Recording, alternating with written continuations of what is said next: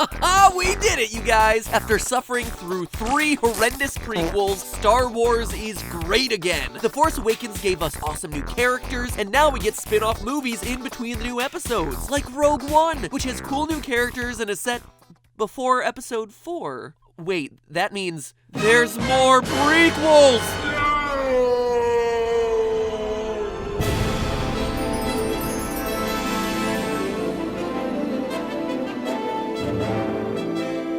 Hello, Internet!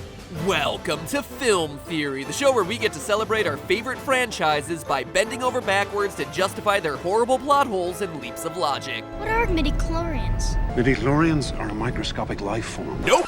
No, not today. Those wounds have yet to heal. So hey, it's nearly December, and that means we're only weeks away from the biggest celebration of the year. No, not Christmas, Hanukkah, Ramadan, or the Fiesta of Our Lady Guadalupe. It's the release of Rogue One, a Star Wars story. Yes, sir, a legitimate excuse to take a break from your family bickering about eggnog and stockings to go watch spaceships explode and people choke each other to death with their minds. It's beginning to look a lot like Christmas. I love the holidays. Now, I'll admit it, I was a bit worried with them restarting the Star Wars franchise with The Force Awakens last year. But hey, my fears were put aside because The Force Awakens turned out pretty good. But you know, if there's something that cranks my skepticism levels up to 11, it's a spin-off series being slotted in between main series releases. So I'm hoping against hope that we can keep the positive streak going this year with Star Wars spin-off Rogue One. In case you've been frozen in carbonite and haven't seen the trailers, Rogue One is the story of a ragtag group of rebel fighters who endeavor to steal the Death Star plans shortly before the events of the OG Star Wars A New Hope. Admittedly, it's a really cool idea, but it also got me thinking, how are they going to explain away the fact that we haven't encountered any of the major characters from Rogue One in episodes 4, 5, 6, or 7, the episodes that are supposedly coming after them in the timeline? I suppose the easiest way to do it would be to kill everyone, but is that really likely? No kid is gonna buy the action figure of a Resistance pilot who gets killed after 15 minutes of screen time, and George Lucas needs his merch money, damn it! And think about it. Why would the trailers have built up Jyn Erso, Felicity Jones's character, so much if she and the Rogue One movie weren't gonna connect to this new trilogy that's being released? So it almost seems like Disney has written themselves into a corner. We have a team of characters led by Jyn Erso that seems like it should have significance outside of Rogue One and tie into the main series movies, but those characters can't be instrumental to the Rebel cause since they surely would have shown up or at least been mentioned sometime in episodes 4, 5, and 6.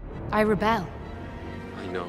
Considering they would have, completed one of the most important missions against the Empire ever, stealing the plans for the Death Star. And so when you have writers painted into a corner, my friends, you call a theorist. Because even though we've only got a few trailers to analyze and much of the extended universe is questionably canon at this point, I've got a way to bridge that gap. One that explains away everything and predicts the plotline not only for this December's movie, but next year's Episode 8 as well. I'm 100% confident in saying that Jyn Erso is coming back in Episode 8, but probably not in the way that you think. Yeah, Matt Pat, we know where you're going with this. You're gonna say that Jyn Erso is Rey's mom. That theory's been around for months. Thank you so much for your skeptical comment, hypothetical internet viewer. And you know what? I can't really fault you entirely for thinking that, because honestly, that's where this theory began. Probably the biggest question we're left with at the end of The Force Awakens is who Rey really is and where she comes from. And when you look at how Jyn Erso is described in the Rogue One trailers, it's hard not to make the comparison. Badass young women left on their own on a desert planet as teenagers who happen to sport brown hair and a British accent. It's compelling on the surface, but then you look a bit deeper and that's pretty much all the evidence that you got. There are some fairly sizable issues that don't work out in this scenario, like for instance the timeline. Jyn Erso is played by Felicity Jones, who's currently 33 years old. Maybe Jyn is a little bit younger than that in the movies, but she isn't gonna be a young teenager like Rey or Luke during the main thrust of her action in Rogue One. So considering that Rogue One takes place before the events of A New Hope, that would make Jyn Erso at least 10 years older than Luke Skywalker, who himself is looking pretty ragged at the end of The Force Awakens. So are we supposed to believe that someone well older than old Luke has a teenage daughter? It's a bit of a stretch. And regarding accents, it's not like Jyn Erso is the only brunette that we've ever seen in this universe who speaks with a British accent. Mon Mothma, Queen Amidala, heck, even Carrie Fisher couldn't decide whether she was British or not in episode 4. 4. The more you tighten your grip, Tark, the more star systems will slip through your fingers. Will somebody get this big walking carpet out of my way? And lastly, if Jyn was indeed Rey's mom, it wouldn't do so much to explain Rey's force powers. As the director of Rogue One, Gareth Edwards, explains about the movie, quote, "It comes down to a group of individuals that don't have magic powers, that have to bring hope to the galaxy. It's about the fact that God's not coming to save us and we're on our own. The absence of the Jedi is omnipresent in the film. It hangs over the whole movie," end quote. And if you're still clinging to the idea that Rey could be Jyn's daughter with some Jedi father, let's let Daisy Ridley, Rey herself, dash those dreams right out the door for you. In an interview at the MTV Movie Awards, she said both that she knew who Rey's parents are and also this. I'm not being funny, you guys, but just because she's white and got brown hair, do you know what I mean? Doesn't mean she's my mum. I also don't know if that will work out time-wise. She's obviously not going to say anything with absolute certainty one way or the other because PR is a tricky mistress and Disney doesn't want its secrets getting out of its vault, but it doesn't look good for the Jyn is Rey's mom theory. And you know what? I'm perfectly fine with that, because there's a much better theory that unifies the Rogue One squadron into the main Star Wars narrative by connecting them with another group. One that we know almost nothing about, but that we know is going to play a huge role in the upcoming Star Wars main movies, and that is the Knights of Ren. Remember those guys? Maybe not by name, but you definitely remember seeing them, as they're the black-clad warriors led by Kylo Ren, the ones we caught a brief glimpse of in that weirdo vision that Rey has when she finds Luke's lightsaber in The Force Awakens. Mysterious dream sequences, you say? You know when things like that pop up, I'm all over that, like sand getting all up in Anakin's business. I don't like sand. It's coarse and rough and irritating, and it gets everywhere.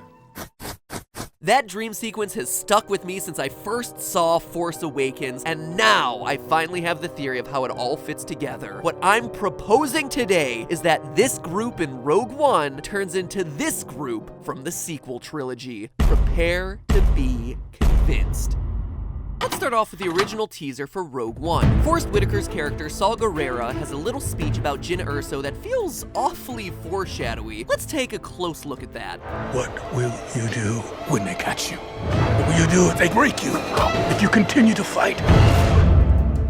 What will you become? First off, he says, when they catch you, rather than if they catch you. And that's exactly the kind of negative thinking that a rebellion doesn't need, Saw. Yeah, with that attitude, they're gonna catch you. Anyway, those 3 sentences we just heard are an entire character arc. A character being caught by the enemy, that character then being broken by them, and that character eventually having a transformation. And keep in mind, these teasers and trailers are produced with tremendous care, costing hundreds of thousands to millions of dollars, where every word is poured over by every single person working on the brand in that company. So make no mistake, it's not an accident that just as Saw Gerrera finishes saying, "What will you become?" that we get a glimpse of Jyn Erso wearing a very prominent Imperial patch on her arm. It's most likely that that's just her disguise to get into the Death Star and steal the information the Rebel Alliance needs in that moment in the movie, but what that shot is hinting at is Jyn being captured, tortured, and converted to the dark side. And honestly, would that be such a huge transformation? We know Jyn isn't the biggest fan of playing by the rules anyway, based on a rap sheet.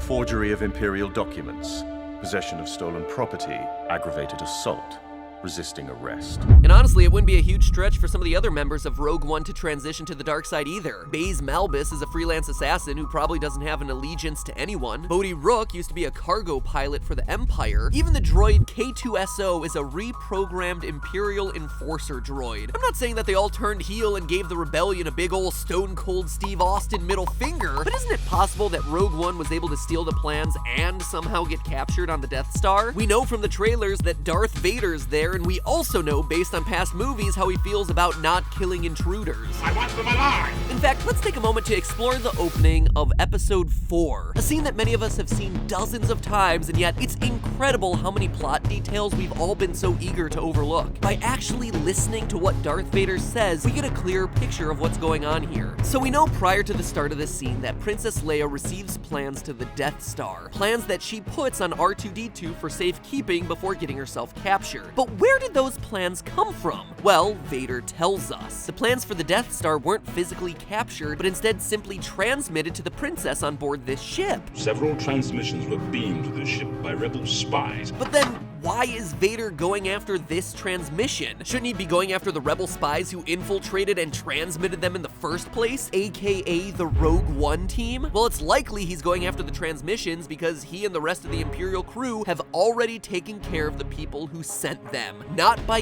killing them, but capturing them, torturing them like they do Han in Episode 5 and Kylo repeat in Episode 7, all with the intent of making the Rogue One team work for them.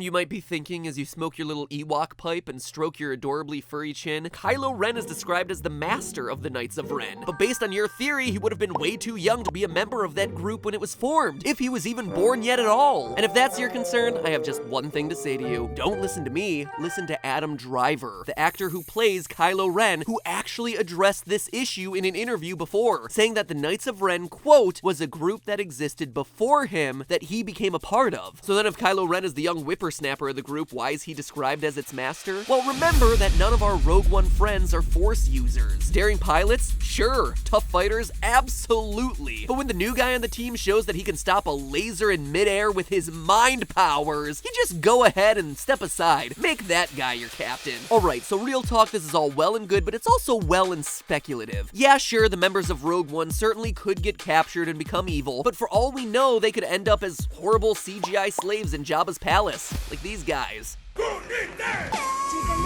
Unfortunately, with the Knights of Ren having virtually no screen time yet and the plot of Rogue One largely uncertain, we have little concrete evidence to go off of. That being said, the little that we do have produces one clue that I believe clinches this whole theory. The Art of Star Wars: The Force Awakens is a book filled with sketches and concept art that came out last year alongside Episode 7. And it's a really cool look at the whole design process for The Force Awakens that any big Star Wars fan should really check out. Hashtag not sponsored. But one detail in particular caught my attention. The book contains a noteworthy sketch of the 5 Knights of Ren. Here it is. Do they look familiar? They should. The Heavy looks like he matches up well with Baze Malbus, an assassin known for using giant weapons. Baze is, like the Heavy, the most thoroughly armored of the group, and notice the shoulder.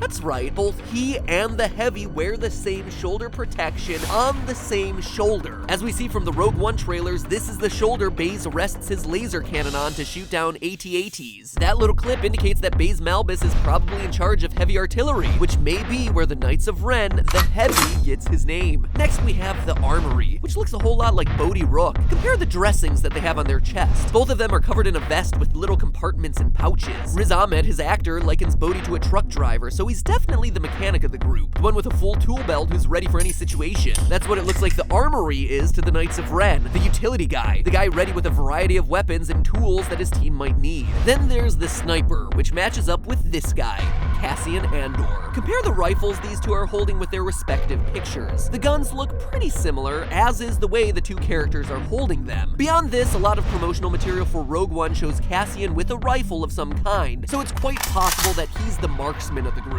By the actor's own admission, there's not a whole lot to talk about this guy right now, so let's move on. The next one is really easy. The monk clearly matches up with this one, Chirrut Imwe. Chirrut is described as a spiritual warrior and is shown as a calm blind man in a robe carrying a staff. If that doesn't say monk to you, I'm not sure what's gonna. And if you're thinking that Chirrut Imwe appears to be the kind of monk who wouldn't take up arms against anyone, well, no.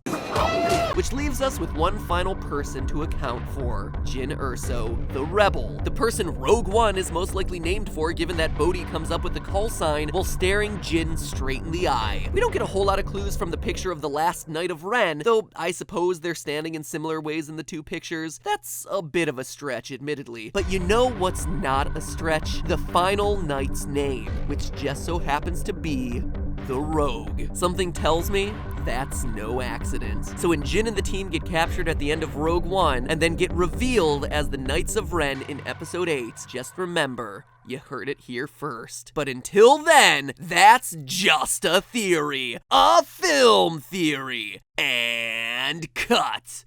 I swear, if Jyn Erso is Rey's mom, then they are just deliberately screwing with our heads because it legitimately would make no sense. Just saying.